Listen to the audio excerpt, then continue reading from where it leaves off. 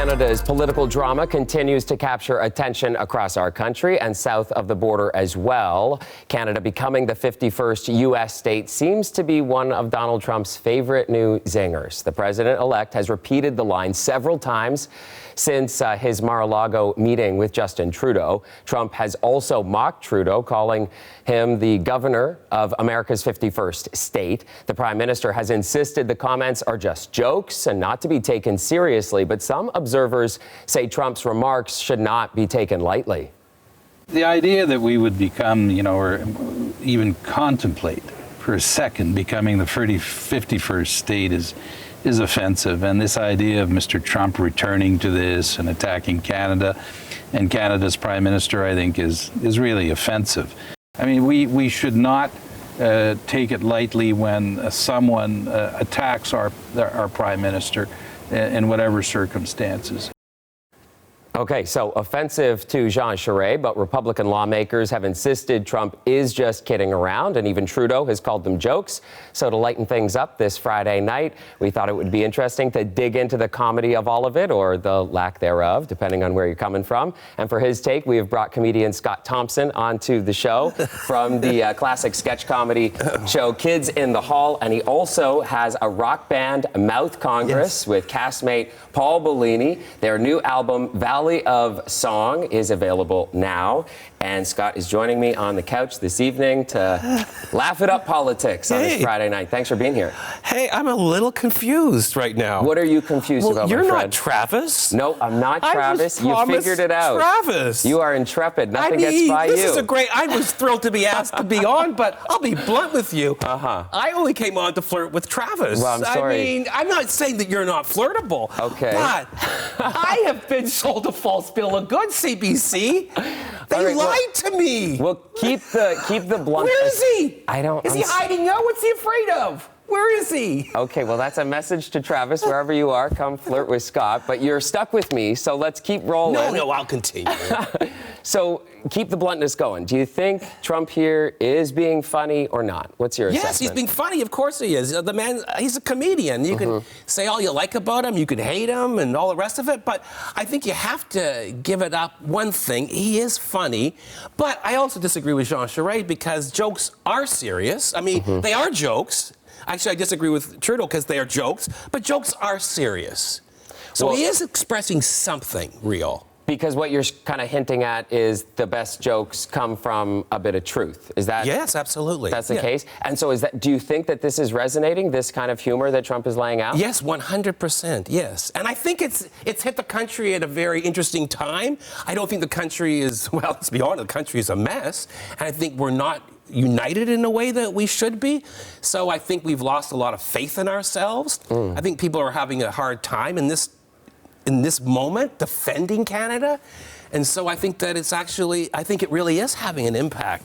But I think Trudeau, I don't think he can be saved. I think it's impossible. Yeah. But I think he handled it all terribly. Okay, yeah, because I was curious about Trudeau's reaction to this, because thus far he's kind of stayed out of the fray. He hasn't really leaned in. Yeah. What should he be doing? Well, this whole idea that when they hit low, you go high. No, you go lower.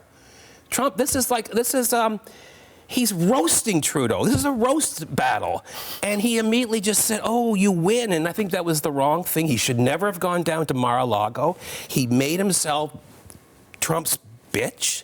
To be blunt, you asked me to be blunt. That's what he did. I'm not sure we can be that blunt. But the whole thing is about Trump is that the thing with Trudeau, all the insults, the thing that's really is in brackets is he's attacking Trudeau's manhood. And as a man I'm an expert at being attacked for that, you got to double down.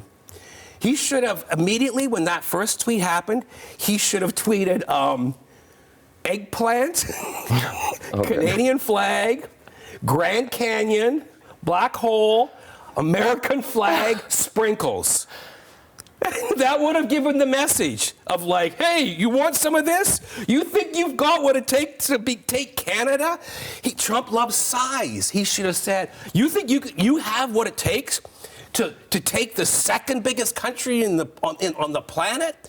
He didn't do that. No, he should go further. Is that what you think? Well, I think he kind of Well, how much further can you go? I don't know. I mean, you're going quite far, it sounds like. Am I really? I don't know. All I'm doing is playing in the same. He's a bully, and I think you have to hit back. And I think that if he'd done that, I think he can't save himself, but at least he can go out with some dignity. I think he should have done what Chrétien did years ago when he throttled that guy. Do you remember that? I don't remember, the throttle. Has it been memory hold? I guess. Let's take a step. Let's take a step back here. I think Canadians would go, I mean, I don't agree with it, but boy, that was fun to watch. Let's take a step back, because I'm just kind of curious. Broadly speaking, when we look at politics, they're always trying to connect with people. Comedy is a great connector. So what is the best strategy for any politician to kind of land the perfect line, the perfect jab, the perfect funny? How do they do that? Well, it depends on, it's all context. It depends on what you're doing, but funny always wins. Everybody loves funny. And you may not say that those are the most witty, tweets of Trump's, because a lot of his tweets, they're not witty, but he does understand comedy. And I think people really, that's his secret power. And I think, people forget how much people like funny. Well, and he understands his base certainly as well. Yeah, but I think it's more than that. I think more than Trump's base understands funny. Like it's not like one side understands comedy different than the other side. Comedy is universal, it's mathematical, it doesn't have a side. Comedy doesn't have a right or a left, it's just comedy. It's not really, it doesn't belong to any group. But wouldn't a politician have to be worried about crossing that line? I mean, we're in the middle of cancel culture, people all over the place. Yeah, but how people worried should also, they be? at the same time of cancel culture, the flip side is people do, and we're on the other side of it. We're definitely, people respect you when you just say what you think. And if it's not a good strategy for a politician, then how did it work so well for Trump? Fair enough. Okay, so who is the best Canadian example? You already said Chrétien a little bit, but give me a good example of a Canadian politician who's had a good zinger. When Poilievre ate the apple in front of that reporter and just ate that apple, that was funny.